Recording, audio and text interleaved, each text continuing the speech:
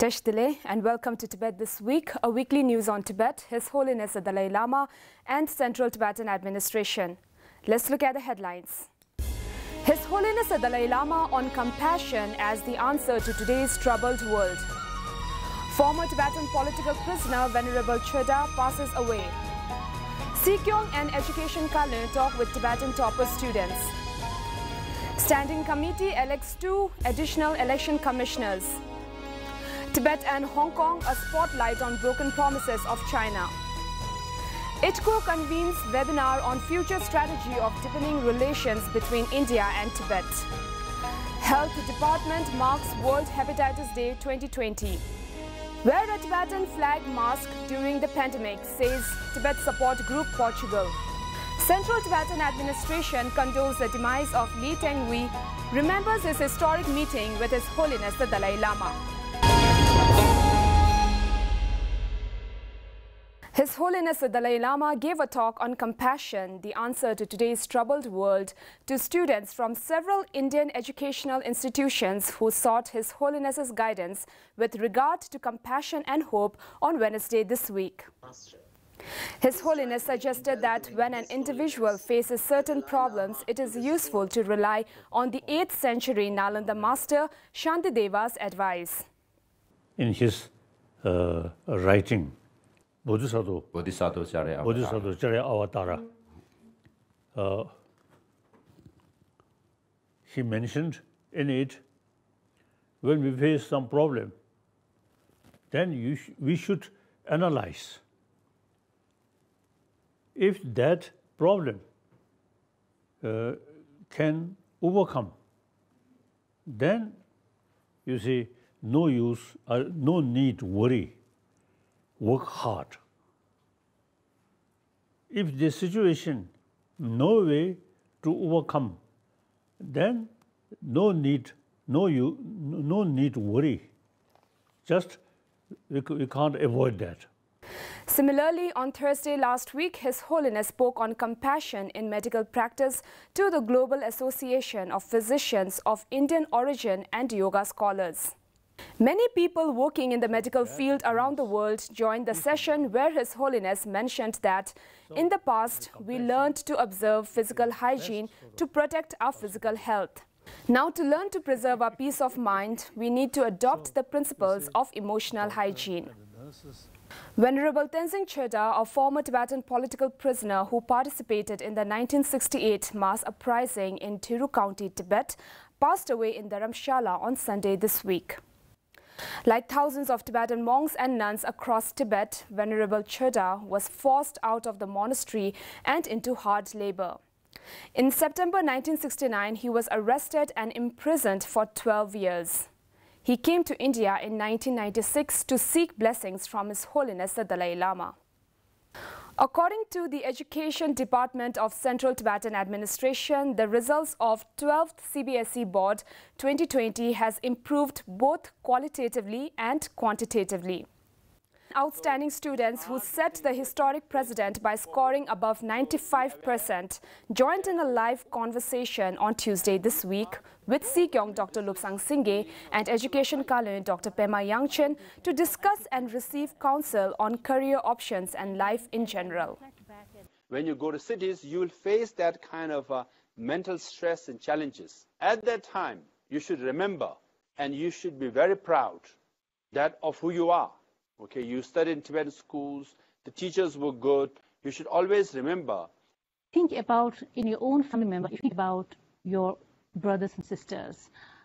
Think about your parents, your grandparents, or great-great-grandparents. And then compare them with the opportunities that you had, the gift of education, the gift of schooling. A similar virtual interaction of parents took place this Thursday with Education Minister Dr. Pema Yangchen and Career Councillor Dengar Wangmo. Geshe-ma Delek Wangmu, teacher of Dolmaling Nunnery, and Mr. Sonam Gyaltsen, former Tibetan parliamentarian and the incumbent senior professor of College for Higher Tibetan Studies, were unanimously elected as additional election commissioners of the Chief Election Commission by the members of Standing Committee at the 324th meeting of the Standing Committee of the 16th Tibetan Parliament in Exile. As per the Charter of Tibetans in Exile, as and when the Sikyong and the Tibetan Parliament elections are to be held, 2 additional election commissioners shall be required. They will serve for the period from the announcement of the start of the election process until the declaration of the final voting results. In a webinar organized by the Office of Tibet London, the panelists discussed Tibet and Hong Kong in the wake of China's passing of the National Security Law for Hong Kong on Monday last week. CTA President Dr. Lobsang Singye mentioned the 17-point agreement with Tibet in 1951 being violated and all the promises made to Tibetans denied. Met with Zhou Enlai, met with Mao Zedong and other leaders, trying to persuade them to grant them the autonomy as promised. But it was pretty clear that the Chinese government intention was to deny the very autonomy that was promised. Dr. Singye further added that Tibet's tragic experience is now being faced by Hong Kong. Tom Tugendant, MP Chairman of Foreign Affairs Select Committee, said that the relationship between the UK and China has become significantly worse than it was since Xi took over as the president, citing the example of the UK government's Huawei decision. And so I think it's a positive statement about the connection between Britain and the Chinese people, but I think it also recognises the difficulty that we have with the communist government. MP Tim Lofton, co-chair of All-Party Parliamentary Group for Tibet in the UK, mentioned China's influence in the UK boardrooms and expressed great concern about China's growing influence on university campuses through Confucius institutes. That I reintroduced a couple of weeks ago my Tibet Reciprocal Access Bill, which looks like this. This is something which I actually brought into Parliament last year, initially after Chris Law, the co-chair of the All-Party Tibet Group, and I travelled to Riga to the International Tibet Parliamentarians Conference, and we heard how this legislation had been brought in the United States. It was an extraordinary piece and a powerful piece of legislation. Professor Kerry Brown, director of the Law China Institute at the King's College London, highlighted 3 issues: geopolitics, opportunity, and domestic issues in China. I mean, on the geopolitics, I mean, it's obviously already clear that space is tightening. China has, a number of issues, I guess, with America, with Europe, with the UK, with Australia, and the India-Tibet Coordination Office convened a webinar on future strategy of deepening relation between India and Tibet and protest against Chinese communist regime on Tuesday last week. The participants were the members of core group, Tibet Support Group, India-Tibet Friendship Society and others. The participants discussed the issue of Tibet as a crucial one, not only for Tibet, but for the whole Himalayan region, and so, to keep the hope alive, the core group members should stand, support, and keep the flame of Tibet Mukti Sadhana alive. World Health Organization marks World Hepatitis Day 2020 with the theme Hepatitis-Free Future, focusing mainly on preventing hepatitis B among mothers and newborns. CTA's Health Kalon Chokyong Wangchuk said that death caused by hepatitis in Tibetan community has declined significantly according to data gathered by the Health Department.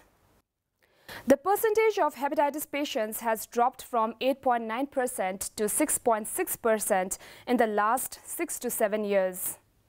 Health Kalon spoke about the department's commitment to cover about 80% to 90% of the Tibetan population through the testing drive, which would provide accurate data and shape policies to eradicate the disease entirely from the community.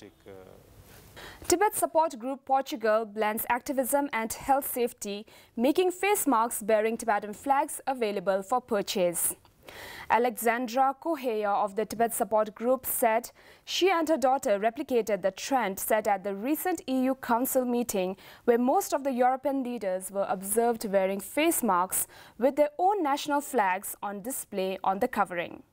People all over the world were interested in a mask and wanted also to have it, so we started sending it all over.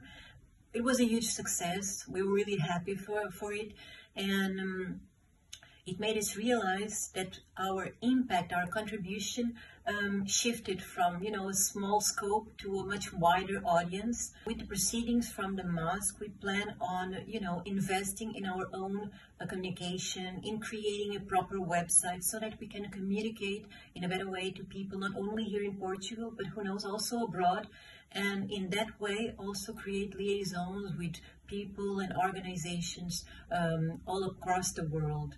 Alexandra said this activism in the times of the COVID has received a very positive response, and the success of this flag mask campaign has given her a new impetus of having to continuously do more and better for Tibet.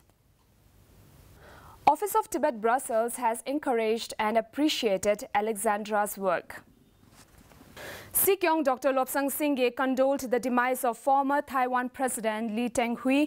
Dr. Singye said Lee Teng-hui was the first president of Taiwan to host His Holiness the Dalai Lama in 1997, forging a new chapter of friendship and solidarity between the two people. Dr. Singye also remembered the instrumental role of the former Taiwanese president in championing the cause of Taiwan, steering the nation through the historic transition from martial law to a full-fledged democracy. Lee Teng-hui, who as president of Taiwan led its transformation from an island in the grip of authoritarian rule to one of Asia's most vibrant and prosperous democracies, died on Thursday in Taipei, the capital. He was 97. So much for today. See you next time and have a great weekend.